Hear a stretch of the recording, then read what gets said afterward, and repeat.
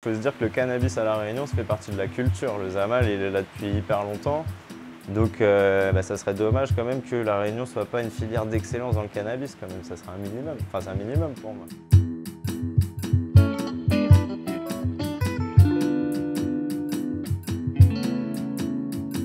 On est à La Réunion sur la production d'artisanes. Moi, du coup, c'est Guillaume. Lui aussi c'est Guillaume, comme ça c'est plus simple. Et du coup on a créé Artisane et nous l'idée, on est producteur de CBD à La Réunion, quoi. CBD bio de qualité. Voilà. Alors moi c'est le Guillaume numéro 2. À l'origine je suis aussi passionné de plantes. Passionné avant tout et après j'en ai fait mon travail. J'ai découvert qu'on pouvait mêler la passion, le travail et aussi en fin de compte aider les gens, donc faire des tisanes, cultiver des plantes qui peuvent aider les gens à se sentir mieux. Donc c'est vraiment ce qui me motive à me lever tous les jours, faire pousser le jardin. Voilà. Personnellement, moi je suis passionné de plantes depuis assez jeune. J'ai fait une école d'herboristerie, donc médecine des plantes, j'ai travaillé dans le bio, j'ai travaillé dans le thé aussi, donc j'ai toujours été autour des plantes. Et puis j'ai toujours été passionné de cannabis aussi. Donc ça me paraissait logique, vu que maintenant les lois le permettent, de pouvoir lier le côté thérapeutique, les plantes médicinales et le cannabis, quoi. Donc là on a notre Legendary Platinum OG. Donc ça c'est la fleur de CBD qui a gagné la CBD Cup, donc CBD Cup Réunion là qu'on avait, où on a participé cette année, quoi, avec tous les producteurs locaux de La Réunion, quoi. Donc voilà, une très belle fleur, des belles têtes, un peu roses, puis un super parfum, quoi. Voilà, les Américains ils diraient des parfums de diesel, de gaz, voilà c'est surtout ça, ouais, parfum bien puissant, très aromatique. Celle-ci on la retrouve sur les marchés, dans les shops, voilà, on la retrouve un peu partout et puis c'est vraiment super bonne fleur, quoi, celle-ci. Comment on fait pour devenir agriculteur CBD? Alors du coup c'est très simple. Déjà il faut passer un diplôme d'agriculture, être agriculteur, voilà, avoir le statut agricole. Il faut acheter des graines certifiées par l'Union européenne de chanvre ou de CBD, quoi. Voilà, pour être dans les clous avec le papier, certificat, etc. Et produire des fleurs qui vont être en dessous de 0,3% de THC. Voilà, c'est les 3 conditions pour pouvoir produire du CBD, quoi. Mais par contre, un particulier, par exemple, qui n'a pas d'entreprise agricole, etc., il n'aura pas le droit de mettre un pied de CBD dans son jardin, quoi. Ça, c'est pas autorisé. Voilà, la principale contrainte, on va dire, elle est administrative. On va dire, c'est que c'était les banques qui ne voulaient pas ouvrir de compte aux producteurs de CBD. Moi, j'ai mis 6 mois à trouver une banque qui voulait bien accepter ouvrir ça. Donc on va dire qu'on est plus sur le côté administratif où les gens ils sont encore froids vis-à-vis du côté, voilà, le CBD c'est du cannabis, donc on peut avoir peur que ce soit un peu gris. Et donc du coup, voilà, tout ce qui est banque, assurance, même cabinet comptable, etc., il y en a certains qui sont un peu frileux, quoi. Mais sinon, derrière, le plus dur, c'est de trouver le terrain qui va être adéquat pour produire. Et puis après, derrière, il faut savoir le faire. L'un des freins, c'est d'être formé aussi, quoi, parce que c'est pas une plante forcément facile à produire au début. Ce qui est compliqué ici, comme en métropole, c'est d'avoir le bon climat. L'endroit où t'as pas trop chaud, pas trop froid, assez de lumière, pas trop d'eau. Et c'est pas partout à La Réunion. C'est un des freins aussi, puisque trouver un terrain c'est bien, mais le bon terrain. Donc ici on est dans l'espace croissance avant de les sortir à l'extérieur, parce que c'est pas possible de démarrer une plante et de la mettre dehors tout de suite. C'est pas possible dans le sens où on n'a pas assez de soleil. Donc on peut pas mettre directement une graine dehors et espérer avoir une récolte qui est intéressante. On est obligé de passer donc par quelques heures de lumière pour compléter ce qui nous manque dehors la journée. Ce qui nous permet d'avoir des plantes un peu plus grandes au moment de les sortir en floraison dehors et d'avoir un rendement un peu plus intéressant, ce qui nous évite aussi de faire des cultures beaucoup trop grandes. Si c'est éclairé, arrosé, ventilé, il y a juste à attendre qu'ils soient assez grands pour les mettre dehors. Voilà. Au total, on tourne au total vraiment, avec ce qu'il y a là-bas, 500. Moi je dirais 300. 300, mais on est monté jusqu'à 500. Ouais. En tout début, quand on a voulu remplir toutes les parcelles, il a fallu vraiment envoyer beaucoup. Donc, il y avait des lignes en plus ici. Voilà, ouais. Après, humainement, faut que ça reste tenable. Les rythmes de plantation, de récolte. Et puis moi je trouve que voilà, mettre peut-être moins de pieds, mais des pieds qui sont mieux gérés, voilà, mieux taillés, etc., on s'en occupe mieux, bah ouais, ça fonctionnera Oui. mieux, quoi. Ça sera plus intéressant. Parce qu'après, il faut mécaniser, il faut automatiser, et on s'éloigne de la qualité. Voilà, c'est ça. tout simplement. L'idée c'est à la main, voilà, tout à la main. Après, au niveau économique, moi je me dis à partir du moment où on fait un produit qui est de qualité, qui est bon pour la santé, en plus c'est quand même pas la majorité des produits qui peuvent être utilisés au niveau thérapeutique, etc. Bon, moi je me dis qu'il y a du bon potentiel, mais après c'est à nous de trouver les bonnes personnes, quoi. Il faut se placer dans les produits comme globalement on trouve à La Réunion, produits d'excellence. Les gens viennent à La Réunion pour rechercher de la vanille, peut-être du CBD de C'est qualité, ça, du miel, voilà, des choses comme ça. Bah, là, puis voilà, c'est aussi, il faut se dire que le cannabis à La Réunion, ça fait partie de la culture. Le Zamal, il est là depuis hyper longtemps. Donc bah, ça serait dommage quand même que La Réunion soit pas une filière d'excellence dans le cannabis quand même. Ça serait un minimum. Oui. Enfin, c'est un minimum pour moi.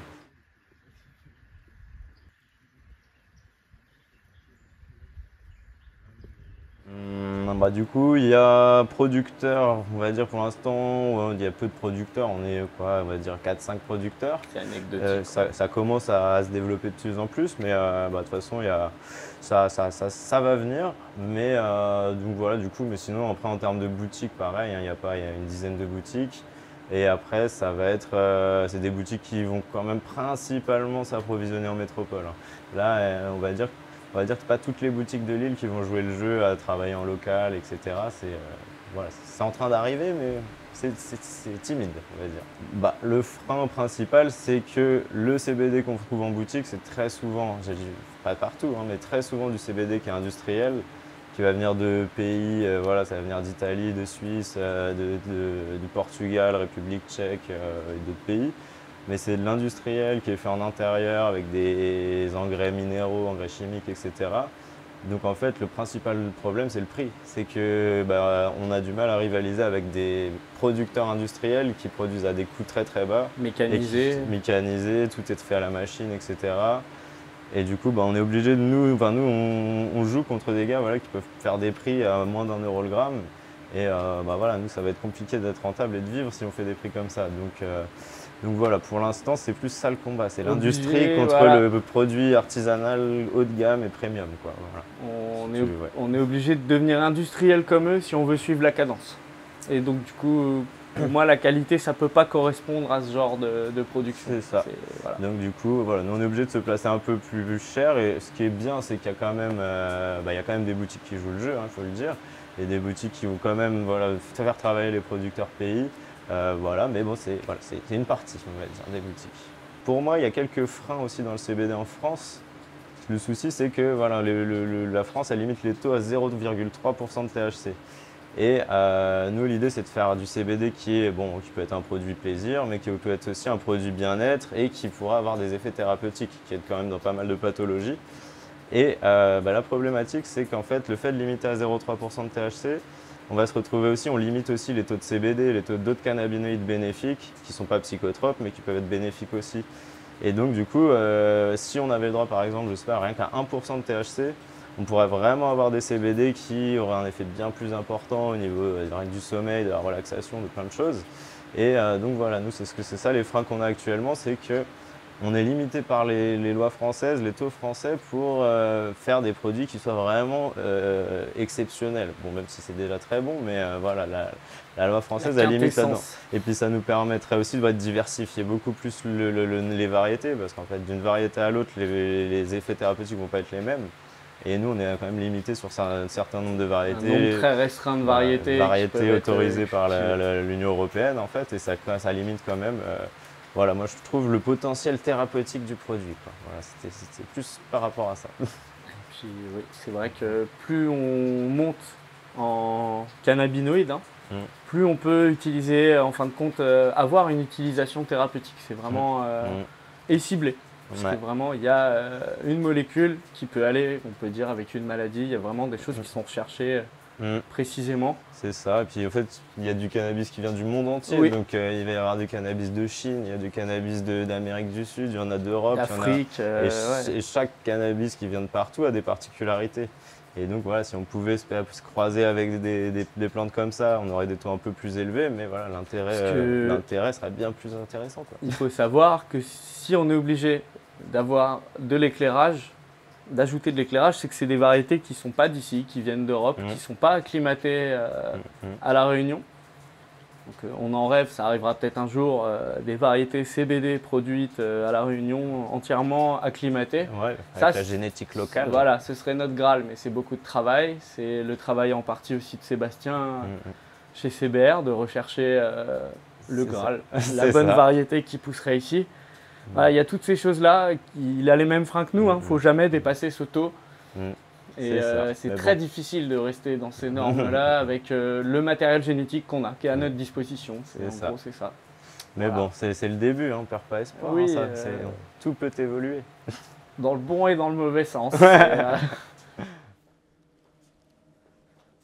Du coup, là, on est dans notre séchoir, quoi. Séchoir pour le CBD, séchoir pour tout ce qui est plantes médicinales, pour les tisanes aussi.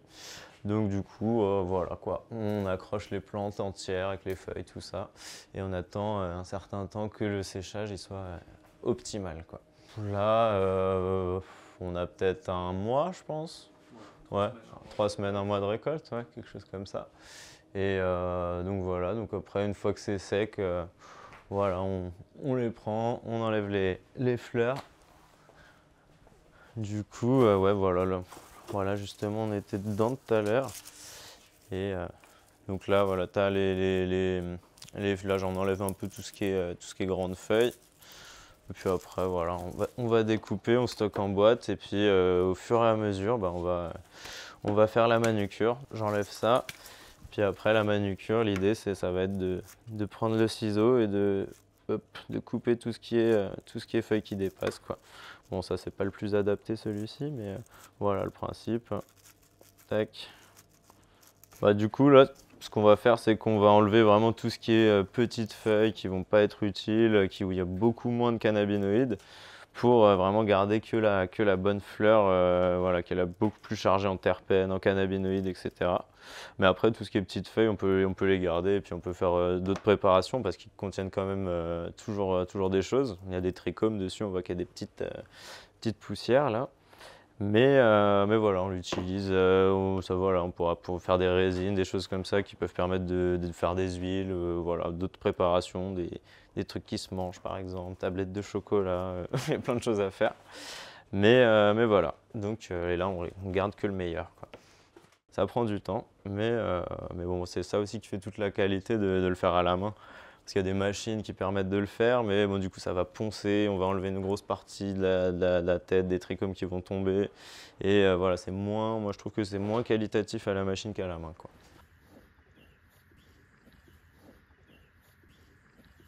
Le marché du CBD, je pense qu'il va perdurer. Mais vu que pour moi, dans le monde, finalement, on est en train de légaliser le cannabis au sens large, tout ce qui est de cannabis avec des taux de THC plus importants, je pense que ça va, ouais, il y aura le THC, le CBD, et les deux vont perdurer, quoi. Mais bon, je pense que voilà, forcément, ça va baisser un peu le marché du CBD quand le THC arrivera. Voilà. Alors moi, je pense un peu comme Guillaume, le marché il se structure à l'heure actuelle dans le monde entier. C'est-à-dire il y a des endroits où on commence à autoriser, on regarde un peu comment on fait les voisins, c'est pareil, c'est mieux, on améliore. Mais c'est des choses qui vont perdurer, qui pour moi ont quasi toujours existé. Donc c'est juste que la société à l'heure actuelle est en train de s'adapter. Et ouais, je le vois comme ça. Je pense que ça peut avancer pour nous dans le bon sens en France. Ouais. Voilà, on est dans un monde capitaliste qui fonctionne avec l'économie, l'argent, etc. On voit que les États-Unis sont en train de légaliser de partout. Beaucoup de pays européens, tous les pays limitrophes à la France quasiment, sont en train de légaliser ou dépénaliser, alléger en tout cas la législation. Donc pour moi, c'est la suite logique que le cannabis soit légalisé. Après, sous quelle forme? Est-ce que ça passera par le thérapeutique avant? Est-ce que... Voilà, ça on verra la suite, mais pour moi, c'est sûr. C'est La très long. longueur administrative française. C'est long de rédiger des lois, c'est long de les valider. Ça va très très vite de revenir en arrière, plus vite que d'avancer, je trouve. On est sur un sujet où ça ne concerne pas que nous, cultivateurs, ça concerne beaucoup de gens de plusieurs industries différentes où il y a des gens qui ont à gagner, d'autres à perdre. Donc on est sur, ça pousse d'un côté, ça pousse de l'autre. C'est pour ça que ça reste un peu dans l'immobilisation depuis des années. Et moi j'y crois dans quelques années, bientôt, ça peut changer. De toute façon, voilà, les géants américains vont tout Oui. faire pour que ça change de toute façon. Oui. Puis voilà, on est autour du cannabis, forcément il y a un tabou en France, donc oui, il y a forcément des freins, quoi. Une part de la population qui a toujours une image négative de cette plante, hein, globalement, toute la plante. On leur dit CBD, THC, ce que tu veux, ils ont une idée négative. Ça peut être de leur vécu familial, professionnel ou quoi. Et ça, mais bon, ça ressent. évolue. On ça le prend ressent, le temps, mais on le ressent au niveau des gens qu'on rencontre. De la vente, c'est voilà, chacun a son avis sur cette question. il faut que les consciences évoluent tranquillement. Oui. Quelqu'un qui est en bio, si c'est bien débrouillé, comme nous on peut avoir le cas en ce moment, il n'y a quasi plus de problèmes de moisissure, plus de problèmes de bestioles. C'est un tout. C'est même équilibre. pas. Voilà, c'est un équilibre. C'est les plantes que tu vas mettre autour de tes plantes. Ne pas trop concentrer. C'est une philosophie en vrai. Donc c'est totalement différent. Et pour moi, le résultat est totalement différent. Pour moi, déjà, rien que même sans parler de la culture, quand tu vois le résultat final, après, ça reste mes avis personnels, mais je trouve qu'une plante qui a été faite en bio, en sol vivant, elle va avoir un parfum qui est beaucoup plus complexe, qui est beaucoup plus intense, plus sucré, plus fruité. Et puis ça sera aussi beaucoup plus doux. On aura moins ce côté âpre, amer, fort, etc. qui pour moi viennent aussi de l'utilisation d'engrais chimiques, d'engrais minéraux et qui vont abaisser d'une certaine manière la qualité, quoi. Sans compter le fait que le bio, on ne va pas polluer nos nappes phréatiques, on ne va pas polluer le sol, etc. Tandis que le minéral, c'est ça, avec tout ce qu'on déverse, ça se retrouve quelque part à la fin. Hein, donc, Ici, on a un sol qui retient très très peu les minéraux qu'on va lui donner, alors qu'une matière organique va pouvoir retenir les minéraux, en recréer, les échanger avec la plante. Donc c'est plus équilibré, Exactement. plus respectueux en plus. Le résultat, moi, il me semble est aussi bon, voire meilleur, parce qu'on atteint des rendements qui sont aussi bons que des personnes qui vont cultiver en conventionnel, avec les granulés magiques. Nous, on va prendre tout ce qui est engrais, les engrais qu'on prend, c'est les engrais bio, tout ce qui est vraiment 100% bio, ça va être des déchets, des restes, sans sécher, cornes, guano. Voilà, ça va être... Mais c'est vrai que pour la dimension achat, transport, plastique, c'est mieux si on a tout près de... Si on peut tout créer. Surtout qu'on peut finalement, on peut faire ses engrais soi-même. Hein. Il y a plein de méthodes différentes, plein de solutions. Et il y a moyen de faire des fermentations, des choses comme ça, des purins, etc. Et, stimuler la vie du sol. C'est ça. Et l'idée, plus le sol est vivant, plus le sol est stimulé, plus il y a de vie, et plus la plante mieux elle va s'épanouir. La diversité, c'est la clé. C'est ça. Puis c'est qu'on le voit aussi sur le côté thérapeutique, hein, c'est que les gens, on sent qu'il y a quand même plus de relaxation, ça va mieux régler les problèmes de sommeil, les choses comme ça. Parce que moi, je sais que personnellement, quand je prends du CBD industriel, quand je vais en goûter, je vais avoir des effets qui ne vont pas être agréables, genre une mal au crâne, quelque chose comme ça. Et donc pour moi, ça dépend ce qu'on recherche. Mais bon, si on veut se faire du bien, se détendre, se relaxer et profiter des effets thérapeutiques, pour moi, ça va de soi d'aller sur du bio, en fait, d'une certaine manière. Mais Parce qu'on n'est pas labellisé bio, mais on va au-delà de ce que demande un label bio. Le label bio, il ne te demande pas d'aller arracher des feuilles pour faire des purins. C'est toutes ces choses-là. On va au-delà de ce qui est demandé. Le label bio, concrètement, il demande d'utiliser des engrais bio et des produits qui sont agriculture biologique. On fait du bio-intensif, c'est possible de faire du bio-intensif. C'est juste l'échelle de production qui change. On peut rester bio et avoir une énorme culture, les mêmes problèmes que le conventionnel. Et puis même, il y a des produits qui sont autorisés en bio qui ne sont pas forcément des produits naturels. Donc, à partir du moment où on commence à tuer quelque chose, on met un déséquilibre dans le sol, autour des plantes, voilà. Donc le mieux c'est essayer de faire avec. Voilà, faut trouver des solutions naturelles. Des solutions où on ne fait pas table rase. C'est ça.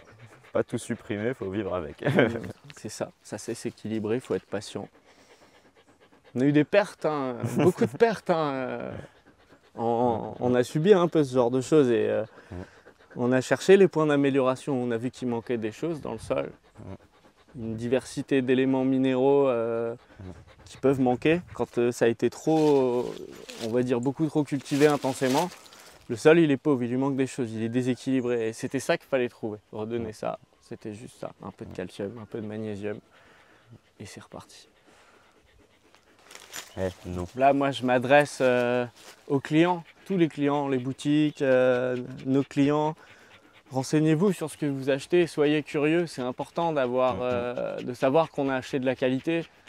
Poser des questions, voilà, comment ça pousse, qui fait pousser, où ça pousse. Voilà. Déjà, si on ne peut pas répondre à ces questions, il faut se poser des questions. Chez le dealer, on ne pouvait pas, chez nous, on peut. C'est ça. Mais bon, voilà. Si on ne peut pas connaître la provenance, ça veut dire qu'on ne peut pas savoir le mode de culture et ça veut dire qu'on a 90% de chances que ce soit du minéral, du chimique. Du produit industriel, Mais bon, de toute façon, il suffit de sentir. Ouais, voilà. Déjà, sentir, ça fait beaucoup. Ouais. Mais voilà. Connaître la traçabilité, la provenance, c'est important. Et c'est pour ça, allez consommer votre CBD chez vos producteurs locaux. C'est ça le plus important. Consommer local. Ouais, et pour tout. Vous serez récompensé. Est-ce que vous avez déjà eu des contrôles de la police? Oui. Ici, une visite normale. De toute façon, à partir du moment où on veut produire du CBD, c'est pas obligatoire, mais ce qui est fortement conseillé, c'est d'appeler les gendarmes. C'est de leur dire qu'on là on est en train de lancer un projet CBD et qu'à tel endroit on va produire des plantes de cannabis CBD. Parce que voilà, le CBD ça reste du cannabis, les plantes c'est les mêmes, visuellement c'est pareil. Ouais. S'ils passent avec l'hélicoptère et qu'ils voient un champ de cannabis, de toute façon ils viendront voir. Donc le mieux c'est de les prévenir avant. Et puis nous ça a été super cordial, ils sont venus, ils ont fait le tour, on a discuté, on leur a montré. Et au moins voilà, dans cette ambiance là, si au moins on peut être en accord avec les forces de l'ordre, que tout se passe bien, c'est parfait, quoi. On a eu des petites visites au marché parce que forcément les plantes attirent l'œil. Attirer l'œil, on se posait des questions. Il y a peut-être des gens qui ont appelé, hein, mais en tout cas voilà, j'ai eu des questions au marché. Ouais, j'ai sorti les papiers, j'ai expliqué et ça s'est toujours bien passé. J'ai fini mon marché.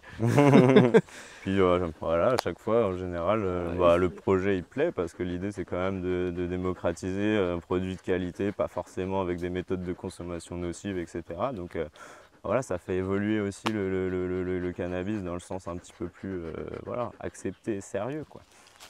Il faut être cordial et courtois et tout se passe bien. C'est ça. Et puis honnête, et puis ne pas avoir envie de se cacher parce que c'est quelque chose de légal et que maintenant on a le droit de le faire, quoi. On ne peut plus avoir honte.